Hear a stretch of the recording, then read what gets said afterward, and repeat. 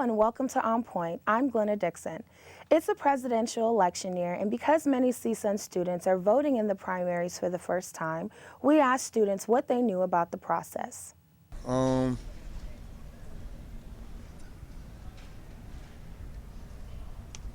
They just vote, I guess. I mean, I don't know much. Not really, no. Ooh, how they pick their I really don't know. People vote for like who they want, and then once it's like done, like it's pretty solid. It balances out because the Republicans have different views than the Democrats, but it works. I don't think there's much problems going on right now. So some students seem to have a basic understanding of the voting process, but say voting for the next president is a bit more complicated than it seems.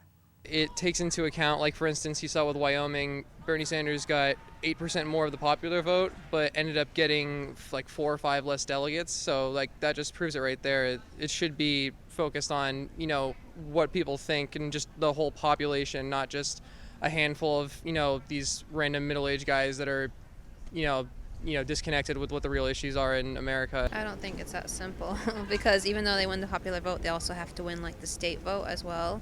Like I'm looking back into my government days or whatever, and it's kind of like it's not only the popular vote, it's also the electoral votes they have to win as well. It's really selected through a means of delegates more so than any type of popular vote, and that it's a bit more of an oligarchy structure versus a democracy structure.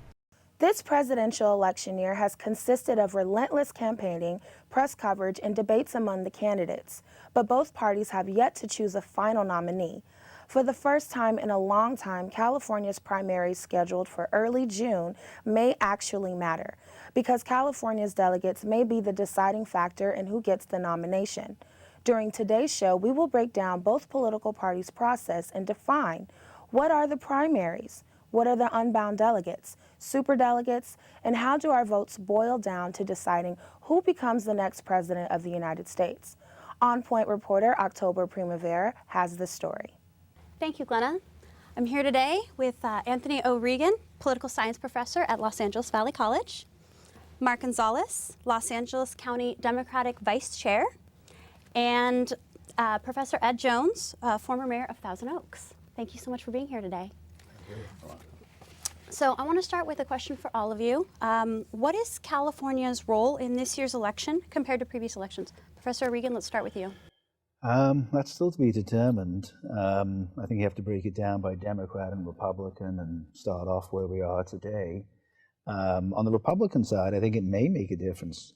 Really what it all hinges upon is whether or not Trump is going to be victorious not only in California, but the other states that are holding their elections that day. I think on the Democratic Party side, where we stand right now, and this is again, as of today, it may well, I think, be already over by the time we get to California on the Democratic Party side. So that's how I view it, looking at it, looking towards June the 7th in California. Do you have anything to add? Well, I believe that's true. It looks as if Hillary Clinton is going to get the number of delegates that she needs to come into the convention, and what Bernie Sanders' situation will be by then. I've heard two things, that he may wait until the California primary or actually go to the convention if she doesn't have the number, but it's hard for me to see, unless he could get a lot of the superdelegates to switch over, because he did win a lot of states, then he might have an opportunity, but it looks really pretty bleak for him. Just a word about the June primary. We've always had a June primary, except for 1 year where we went to February, and they tried that out, so we'd be a player before people went over the magic number. But it was quite expensive to do it because we have all our other elections in June for lower offices, and so to save $100 million, they moved it back to June. That's where it is. Makes sense. Mark, do you feel that California will have similar issues that New York and Arizona had with registration problems, long lines, so on and so forth? I think California is a very interesting kind of role here. We've got 546 delegates that we can, on the Democratic Party side. Folks can have until May 23rd to register to vote. So that definitely does have a factor as well, if I understand it correctly. But with that in mind, we have 6 weeks until June at this point. Some areas might encounter a lot of, I guess they call it voter suppression, but it just depends kind of on the area where you're at. Now, for now, we've had a surge of young voters who've been registering to vote. We've had a surge of women, especially in the Latino community. We've had a surge of new citizens who are registering to vote. And I think basically those folks on the Democratic side who are coming out to vote and are registering as Democrats are voting against Ted Cruz and against Donald Trump. And I think for us in the Democratic Party, we're definitely going to do very well in that, especially with young folks, Latinos, women who are engaged in the political process. And since you brought it up, that's a great segue. How do closed primaries in the state of California affect results, Professor Regan? How the closed primaries? Well, if you had an open primary, you could make an appeal to independent voters. And a closed primary, I should say in California holds attitudes that are much more liberal than the rest of the country. So in California, on the Democratic Party side, Hillary is very popular. She's had a long history here. She did very well in 2008. So I don't think it makes that much of a difference, frankly, on the Democratic Party side. On the Republican Party side, Trump is popular there. And so I don't think it's going to make that much of a difference, frankly, in terms of the actual outcome in California, personally. California is, in fact, it's a closed primary, right? I know. Well, in the past, I'm not entirely sure, because they always change the rules. In 2008, Democrats allowed independents to vote. Republicans typically tend to have closed elections for the most part. And Trump is doing well among people who aren't normally, registered with the Republican Party. But the latest polls I've seen in California on the Republican Party side has Trump quite a ways ahead. So I don't really see it being a factor. Yeah, if I could interject, I believe that the Republican primary, as the professor said, is closed.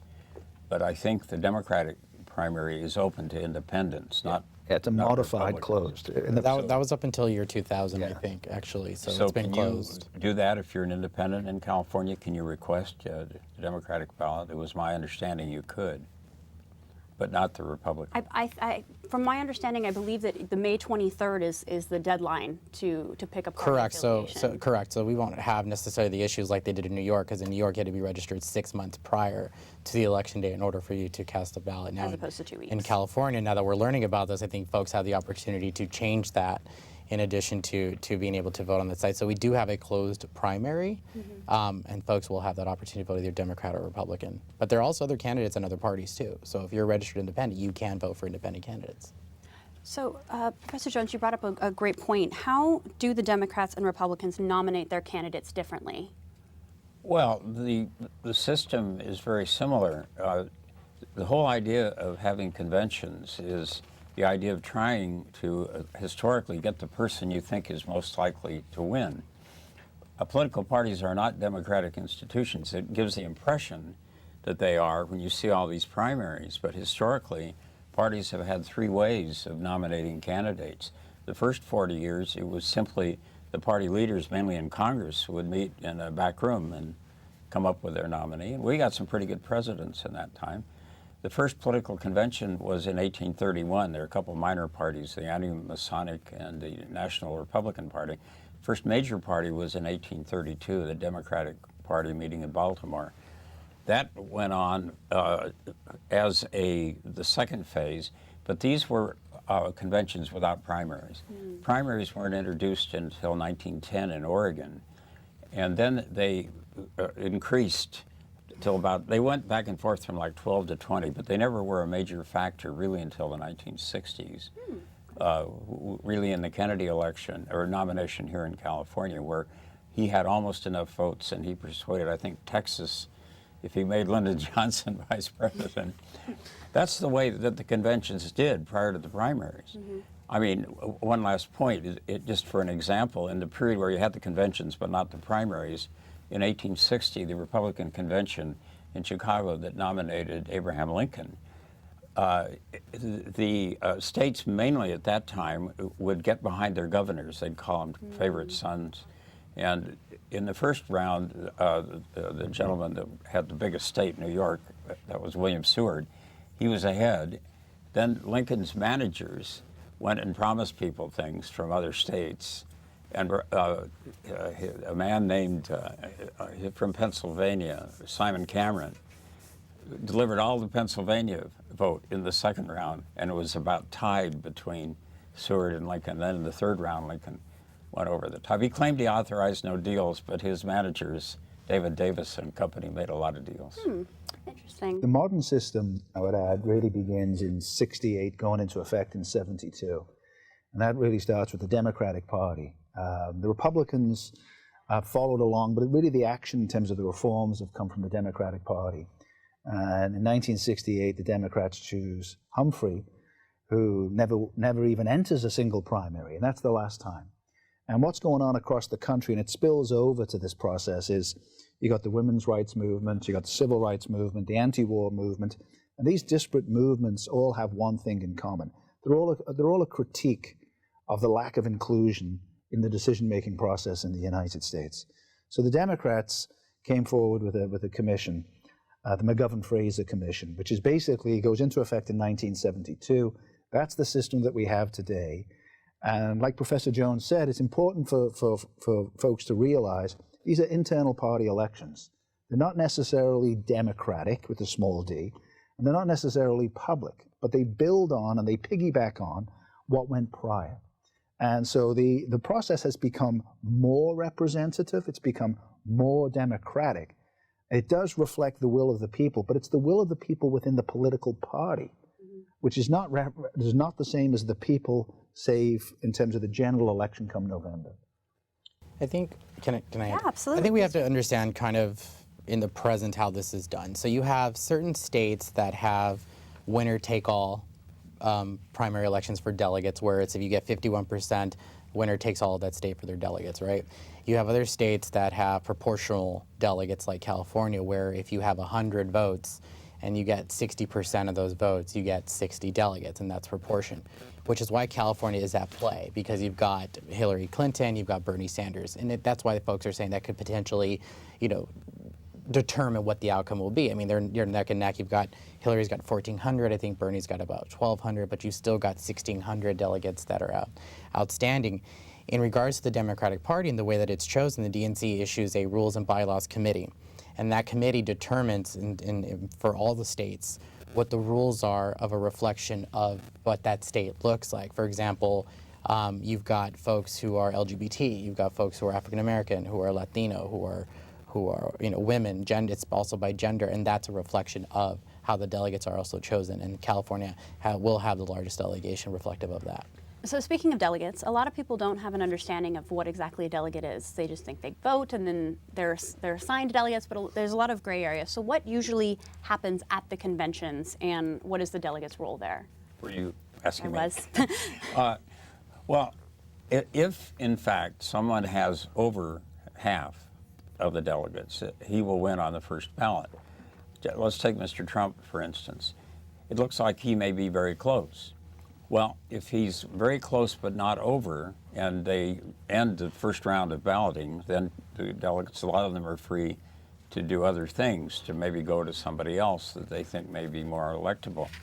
But that will only happen if the first round ends and he's not over. Now, what may happen if he gets close, I mentioned bargaining earlier. A lot of people might want to get on board the Trump bandwagon. If he needs, say, 100 votes, as I told you that Lincoln's people did to get Pennsylvania, they may go and say, we could make your governor Secretary of State, or how would you like to be Secretary of the Treasury, or whatever. And they may, persuade people to come with them on the first ballot, and so there may not be another ballot. In the case of the Democratic convention, it would appear that Hillary Clinton has enough votes, or will have, to win on the first ballot. So that may be all over, quickly, and the only thing will be who's going to be the vice president. Anything to add, Mark? I was just saying, in 2008, we had the same situation with President Obama as well as with Hillary Clinton as well, and the same situation happened there on the convention floor, where those Hillary pledged delegates voted for Barack Obama, and it was encouraged to do that by Hillary Clinton, and this could very well happen on this end, where the Bernie delegates who are pledged delegates could vote for Hillary Clinton on the floor. We'll have a good convention. Professor Regan, what would a contested convention look like? I know that's something that's tossed around a lot in the media. Yeah, well, we're entering, in the modern age anyway, we're entering into uncharted waters. The short answer is we don't entirely know, and especially on the Republican Party side, and that's because of the larger-than-life figure of Trump. If we get into a brokered convention, it literally means people going to the floor of the convention and brokering deals with people. And so the key question then, what would it look like? We haven't seen anything like this in the modern age. And again, especially just given how unpredictable Trump is and his supporters, we're not entirely sure what's going to happen. And I think on the Republican Party side, the convention that people are talking about as a historical reference point is 1968, the Democratic Party convention in Chicago, and the chaos that ensued there in that one. One of the points I would say is we talked about delegates. This is on both sides. We have the so-called superdelegates on the Democratic Party side. And we also have unpledged delegates on the Republican Party side that operate in a similar kind of way. These superdelegates come out on the Democratic Party, started to kick in 1984, and it's about 17% of all of the delegates.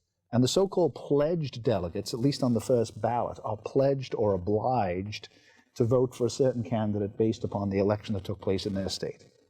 The superdelegates, it was an attempt by the Democratic Party, frankly, to give party leaders a greater say in the process, because the process post 68-72, McGovern-Fraser, had really devolved power away from the political parties, where once they absolutely dominated it in the smoke-filled rooms, as it was called, it was an attempt to take it back somewhat. It's about 16% of all of the delegates on both sides. They can vote any which way that they want. They can change their vote. And, Sanders has talked about this as somehow being, a dark, nefarious aspect of the Democratic Party. The truth of the matter is, since 1984, the superdelegates have always reflected, ratified, and accentuated the pledged delegate vote. I think it's more significant on the Republican Party side, because their unpledged delegates, these are primarily members of the Republican National Committee. These are all insiders. These are not necessarily allied with Trump. So the question is, if Trump doesn't get a sufficient number of pledged delegates, the question is now going to be, and there's a very strong, anyone but Trump movement. And the Republicans are also worried not only about the White House, they're worried about the Senate, that's very much in play. And of course, beyond that, it's the trifecta. It's the United States Supreme Court. And so many Republicans are looking at a potential, what I call, Trumpocalypse. And they're worried about the fact that they're going to lose the three legs of the stool. They'll probably hold on to the House, given gerrymandering, et cetera, and given the strength of the Republican Party. But there could be, there's one, Obama's already got one Supreme Court nominee pending. In all likelihood, if Hillary takes the White House, or Sanders for that matter, Democrats controlling the Senate, my prediction is there's going to be 2 additional Supreme Court vacancies within the first 2 years. Let me say just one word on behalf of the parties. It may seem like it's a lot of skullduggery, but political parties are not mentioned in the United States Constitution. They're about the only major political element that isn't. And so there's no constitutional rules they have to follow. The Supreme Court has ruled that they are independent organizations and can make their own rules. So what they do, as the professor just mentioned, they're trying to nominate the person that they think has the best chance of winning. And therefore, as we go back to some of these previous conventions, it looks like it's, a lot of subterfuge, a lot of not playing by the rules. Mm-hmm. But in the final analysis, the political party has 2 goals: to win the election and to govern. Those are their 2 goals. And I can't do number 2 without doing number 1. So that should be uppermost in their minds. And if I know a lot of Republicans that are supporters of Trump think it isn't fair. Mm-hmm. But if all the polls are showing that he would not be successful, a lot of those delegates, unpledged, may come over to somebody else that they look, might have a better chance of winning, because if you can't win, you can't govern. True. I actually would love to expand on that, because Trump himself has said that it's an unjust system because he doesn't automatically get the nomination if it doesn't get at least 50%, even if he gets very, very close, because that's what it looks like it's going to be. So does Trump have any merit in what he's saying by that it's not fair if he gets most of the vote, but not 50%? Yes, he absolutely does. Trump has got, at this point, 2.5 million votes plus more than Cruz, who's coming second. He's won the vast majority of these races. He's won. I think most people who don't have much of a political background would say, gee, that sounds like the guy who should be the winner. Let me interject something, though. Do you notice, Professor, that Hillary Clinton has the vast majority of her votes in states that a Democrat will never win, all those southern states that never go, and Trump is getting his votes in New England and New York, the states that never go Republican. So I think the delegates ought to take that into consideration, that these people are piling up these millions of votes in states that they'll probably never win if they're the nominee. I also think there's a lot of demographics that are behind that phenomenon, and that is Hillary Clinton has done a remarkable job among African American women in particular. That's her firewall in the South. That's really been the base of her support among middle-aged African American women. Younger African Americans is a different story. And among young people in particular, I mean, this is, here's Bernie Sanders, a 74-year-old Jewish guy from Vermont, and he's taken 70% of the vote under the age of 30, and he's winning among voters under the age of 45. He's exciting those people.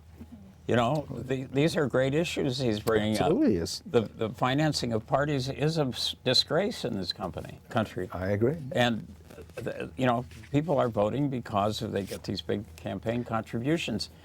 And, making college affordable, some people think that's, pie in the sky, that's a socialist.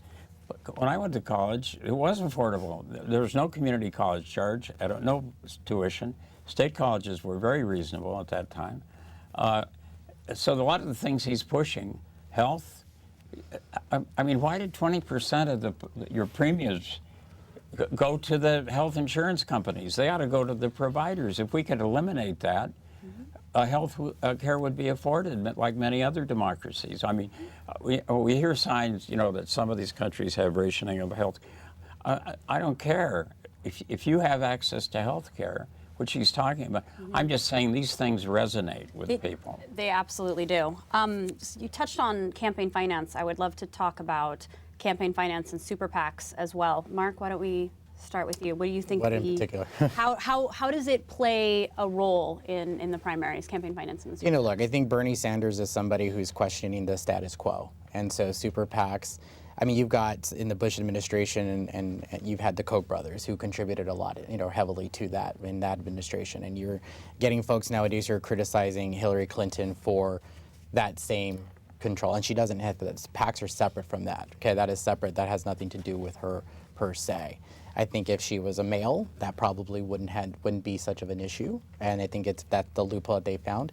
I think for me, in this regard, you've got the Republican Party that's completely imploding on itself.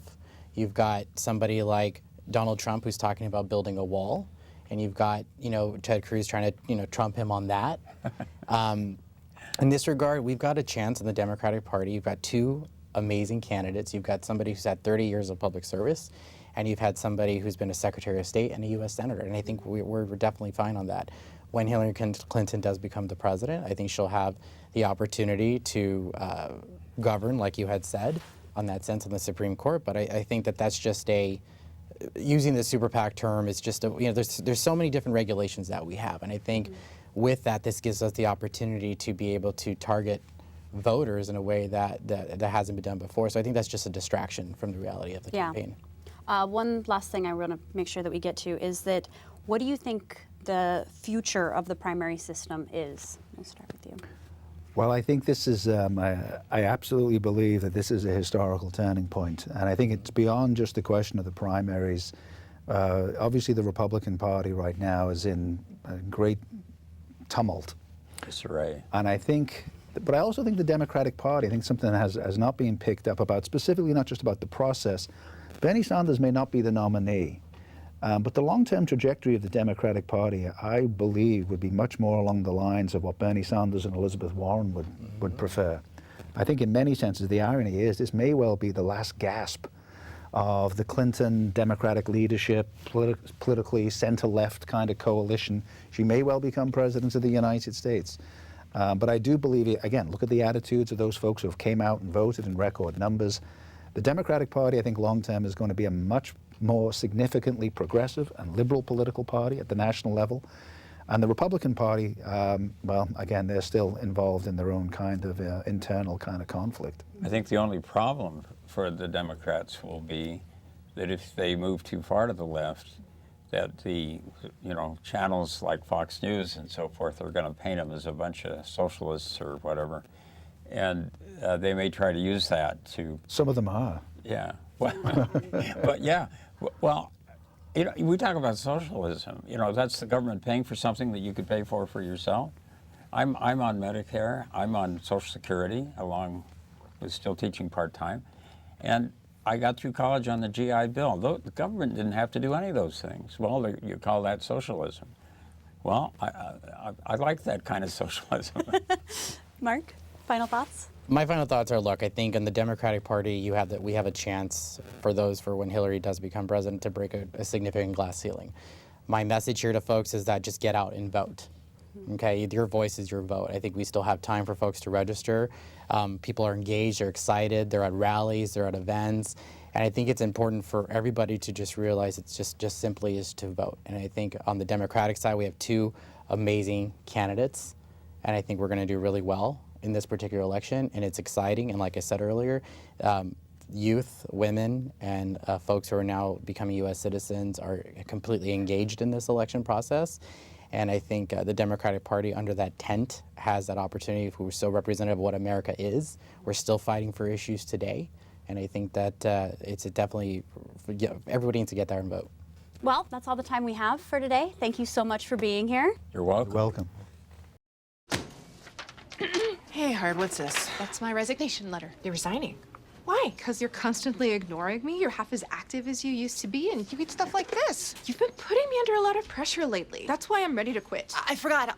I'll do better. Please, don't quit on me. Okay, but remember, it's not what you say, it's what you do. Listen to your heart. Don't let it quit on you. Let's go for a walk. Uncontrolled high blood pressure could lead to a stroke, heart attack, or death. Get yours to a healthy range before it's too late.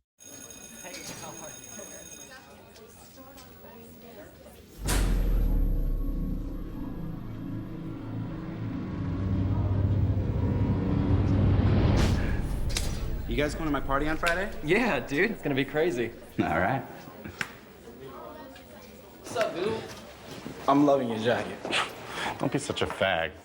If you don't mean it, why say it? Words hurt. Think before you speak. Thank you for watching On Point. You can follow us on Facebook and Twitter at CSUN On Point. You can watch us on Sunday mornings on LA Channel 36 and tune into KCSN on 88.5 FM at 5:30 in the morning. For all of us at On Point, I'm Glenna Dixon, and thank you for watching.